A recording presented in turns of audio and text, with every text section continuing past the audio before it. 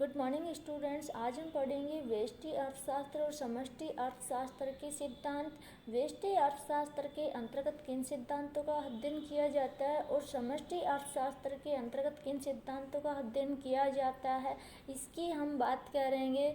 Detail में इन सिद्धांतों का अध्ययन नेक्स्ट वीडियोज़ में अलग अलग किया जाएगा।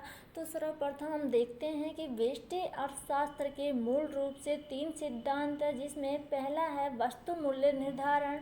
इसे कीमत सिद्धांत भी कहा जाता है।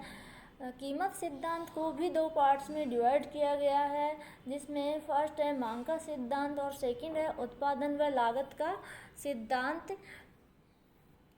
सेकंड सिद्धांत है साधन मूल्य निर्धारण और वितरण का सिद्धांत।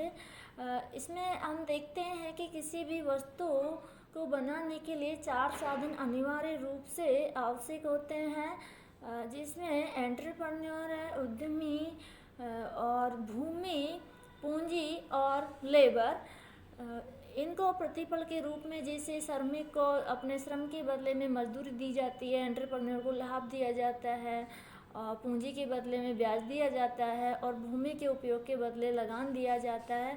इस तरीके से वितरण के सिद्धांत को भी 4 पार्ट्स में डिवाइड कर दिया गया है। और जो थर्ड सिद्धांत है वह है आर्थिक कल्याण का सिद्धांत। इसी तरीके से आगे हम देखते हैं कि समष्टि अर्थशास्त्र के भी 4 सिद्धांत हैं, जिसमें पहला है आय व रोजगार का सिद्धांत, सेकंड है सामान्य कीमत स्तर का सिद्धांत एवं इसमें मुद्रास्फीति का सिद्धांत भी आता है। सामान्य कीमत स्तर एवं मुद्रास्फीति का सिद्धांत।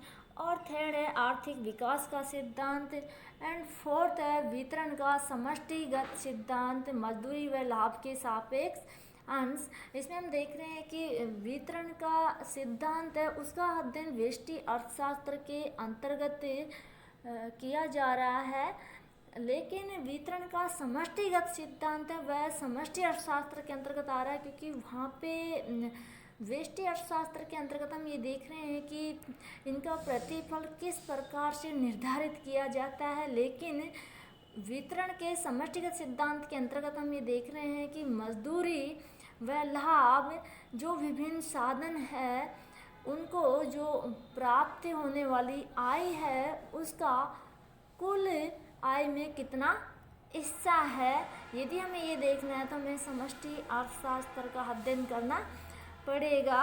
आय व रोजगार के सिद्धांत को भी 2 पार्ट्स में डिवाइड कर दिया गया है, उपभोग फलन का सिद्धांत और निवेश का सिद्धांत।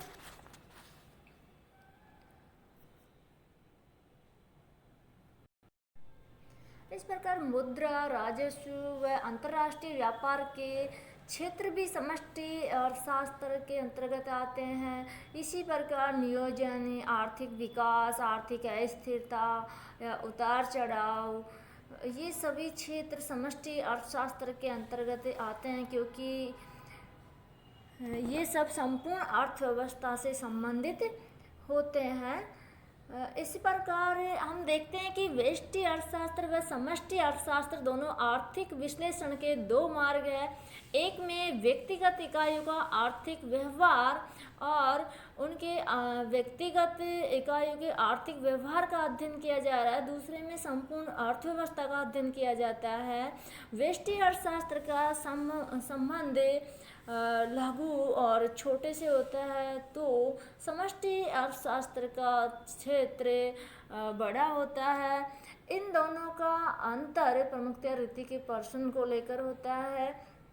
देखते हैं कि समष्टि अर्थशास्त्र में आर्थिक मात्राओं में बड़े समूह और औसत परिणाम शामिल होते हैं। दोनों के अंतर को स्पष्ट करते हुए ये कह सकते हैं कि पहले में व्यक्तिगत आय का अध्ययन होता है तो दूसरे में राष्ट्रीय आय का। पहले में उपभोक्ता के व्यवहार का अध्ययन होता है तो दूसरे में राष्ट्रीय उपभोग का। एक में वस्तु की कीमत का निर्धारण होता है तो दूसरे में सामान्य कीमत स्तर का अध्ययन होता है। एक में वस्तु की उत्पत्ति का अध्ययन होता है तो दूसरे में कुल उत्पत्ति का अध्ययन।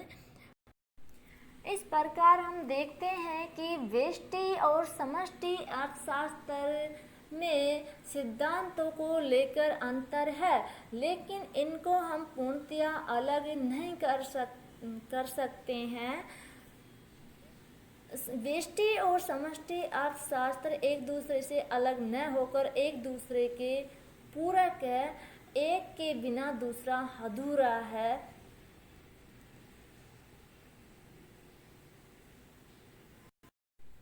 दोनों एक दूसरे से संबंधित है, एक दूसरे के ऊपर निर्भर है।